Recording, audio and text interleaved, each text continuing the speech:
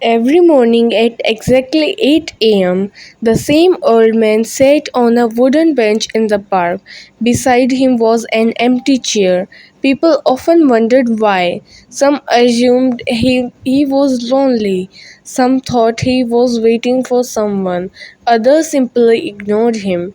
One rainy afternoon, a curious boy named Kabir walked up to him. Grandpa, he asked, why do you keep that empty chair? The old man smiled. It reserved for whom? For the person who needs it the most. Kabir looked confused. Nobody ever sit there. The next morning, a woman who just lost her job sat down crying quietly. The old man listened without interrupting. After 20 minutes, she stood up smiling and thanked him. The chair became empty again. A few days later, a teenage boy came after failing an important exam. He sat there in silence. The old man simply handed in a cup of tea and said, failure tells you where to improve. Success doesn't. The boy left with hope in his eyes.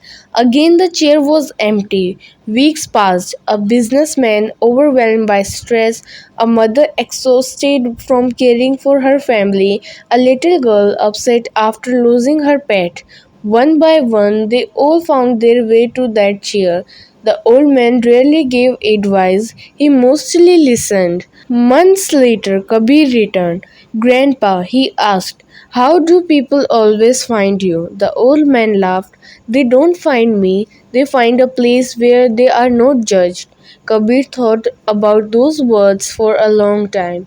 Then one morning the old man didn't come.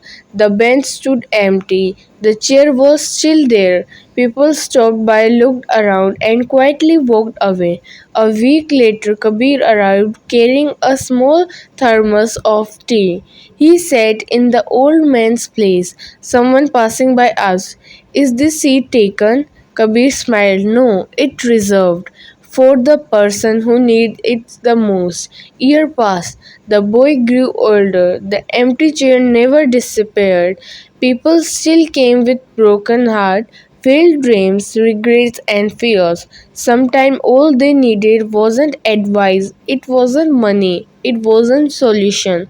It was someone willing to listen. Moral of the story: the greatest gift you can give someone isn't always your words, sometimes it's your presence. Thank you.